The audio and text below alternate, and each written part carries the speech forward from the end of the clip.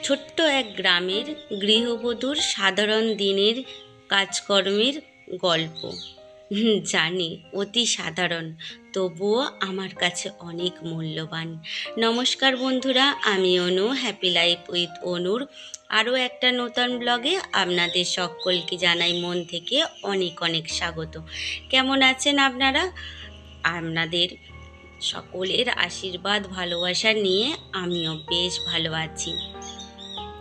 আর এই যে সকালে সমস্ত কাজকর্ম অফ ক্যামেরাতে করে নিয়েছিলাম আর দেখিয়ে দিলাম যে সংসারের কাজগুলো একটু একটু করে আগিয়ে নিয়েছি। আর এই হলো আমার সেই স্নেক প্ল্যান্টটা, যার একটা বেবি প্ল্যান্ট হয়েছে বলেছিলাম, সেটাও আজকে আপনাদেরকে দেখিয়ে দিলাম। আর আজকে যখন ভয়েস দিতে বসেছি তখন বেলা বাজে 9:30। আসলে কাল রাত্রিরে ভয়েস দেওয়া হয়নি, সাধারণত রাত্রিরের দিকেই দিই। আজ যখন ভয়েস দিতে বসেছি, শুধু আমি একা নয়, আমার চারিপাশের অনেক পশু পক্ষী ডাকছে। হয়তো আপনাদের একটুখানি বিরক্ত বোধ হবে, তবু একটু মানিয়ে নেবেন। আসলে গ্রাম মানেই এই যে প্রকৃতির ডাক, গ্রাম মানেই পাখির আওয়াজ, গ্রাম মানেই প্রথম বৃষ্টি ভেজা মাটির সোঁধা গন্ধ, যা আমার কাছে ভীষণ ভালো লাগে। আর এই যে গাছগুলোতে একটু জল দিয়ে নিলাম। আর অ্যাডেনিয়াম গাছটা ভাবছি কালকে একটুখানি মাটি দেব। আর তারপরেই রান্নাবান্নার দিকে চলে এসেছিলাম। আজকে রান্না করে নেব ডাঁটা আলু মাছ দিয়ে একটা তরকারি। আর এই করলাগুলো আমার জেঠিমা দিয়ে গেছিল, ভাবছি যে ওটাও একটা কিছু ব্যবস্থা করে নেব। আর কয়েকদিন টমেটো এনেছিলাম, মানে 2-3 দিন আগে কিছু টমেটো এনেছিলাম, এর থেকেই কিছু আমার জেঠিমাকে দিয়ে আসবো। আসলে আমরা গ্রামের মানুষরা এরকমই, একে অপরের ফসল দেওয়া নেওয়া, খাওয়া দাওয়া এইভাবেই চলতে থাকে। তো ওই যে করলাগুলো দেখালাম, ওগুলো জেঠিমা দিয়ে গেছিলো, আর আমি এই যে টমেটো কিছু দিয়ে আসবো। আর এখানে আমার রান্নাবান্না সমস্ত কাটা ধোয়া বাছা হয়ে গেছে। চাটনির জন্য এই যে টমেটো কেটে নিয়েছি, আর করলা ভাজা করব, ডাঁটা দিয়ে মাছ দিয়ে একটা তরকারি করব। সমস্ত কেটে ধুয়ে পরিষ্কার করে নিয়েছি। মাছগুলো লবণ হলুদ মাখিয়ে এখানে ভাজতে বসিয়ে দিয়েছি। আসলে যত তাড়াতাড়ি রান্নাটা করে নিতে পারবো ততই ভালো, কেননা এখন যা রোদ্দুরের তাপ বেড়েছে, তাতে বেলা হয়ে গেলে রান্না করাটা খুবই কঠিন হয়ে যায়। আর কাঠের উনানে ভাতটা বসিয়ে দিয়ে এসেছি, আর গ্যাসেতে তাড়াতাড়ি করে তরকারিগুলো করে নেব, তাহলে মোটামুটি রান্নার দিকটা কমপ্লিট হয়ে যাবে। শুধু তো রান্না বান্না নয়, আনুষাঙ্গিক অনেক কাজকর্ম থাকে, বাসন ধোয়া, ঘর পর মোছা। আসলে উঠানে এত পাতা পড়ে গাছের যে দিনে 3-4বার ঝাড়ু লাগালে তবেই উঠানপত্র পরিষ্কার থাকে, না হলে মনে হয় যে বাড়িতে বুঝি মানুষজন দীর্ঘদিন বাস করে না। আসলে এই পাতা ঝরার সময় যা হয়, আর এক তো বিরক্ত হয়ে যায় যে এত পাতা ঝরে।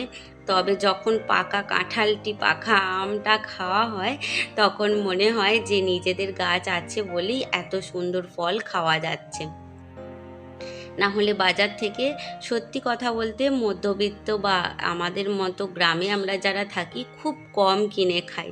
যেটুখানি গাছপালায় হয় সেইটুখানি খাওয়া হয়, বাকি কিনে ফল খাওয়া হয় না।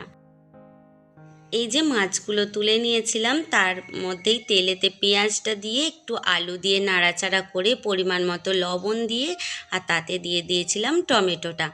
তারপরে এই যে সজনে ডাঁটাগুলো তুলে দেব। আসলে কোনো রান্নার রেসিপি শেয়ার করছি না, কি রান্না করলাম, কিভাবে করলাম সেটুখানি দেখাচ্ছি। যদি আমার এই অতি সাধারণ গ্রামের এই রান্নাবান্না কারোর পছন্দ হয়, তাই ভাবলাম যে কীভাবে রান্নাটা করছি একটু বলে দিই। আসলে পেঁয়াজটা ব্যবহার করেছি ঠিকই, আদা রসুন খুব একটা আমি ব্যবহার করি না তরকারির মধ্যে। আর এই যা প্রচণ্ড গরম পড়েছে, তার ফলে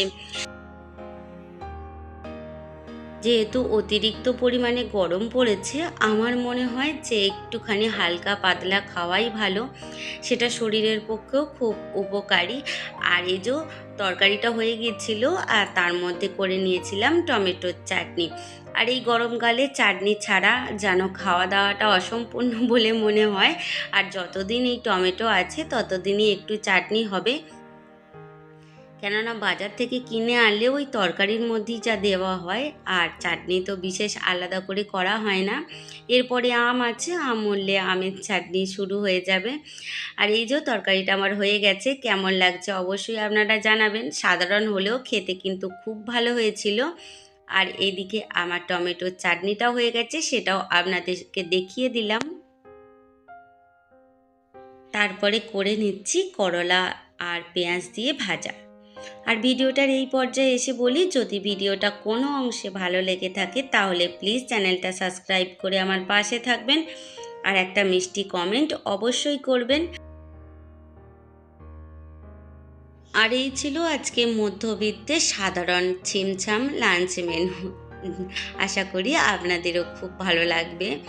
আর এই যে পেঁয়াজটা এবার তুলে দিচ্ছি, করলাটা আধ ভাজা হয়ে গেছে। আর এই পেঁয়াজটা দিলে পেঁয়াজটাও ভাজা হতে থাকবে আর তার সাথে করলাটা, ফলে পেঁয়াজের মিষ্টতাটাও থাকবে আর খেতে ভীষণ ভালো লাগে। আপনারা চাইলে একবার এইভাবে করে দেখতে পারেন, খুব ভালো লাগে।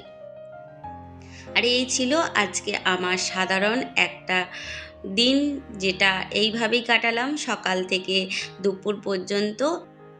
একটু ধৈর্য, একটু পরিশ্রম, একটু বুদ্ধি আর একটুখানি সাশ্রয়, এই নিয়েই হয় সংসার। তো এইভাবেই সারা দিনটা আমার কাজকর্মের মধ্য দিয়েই কাটলো।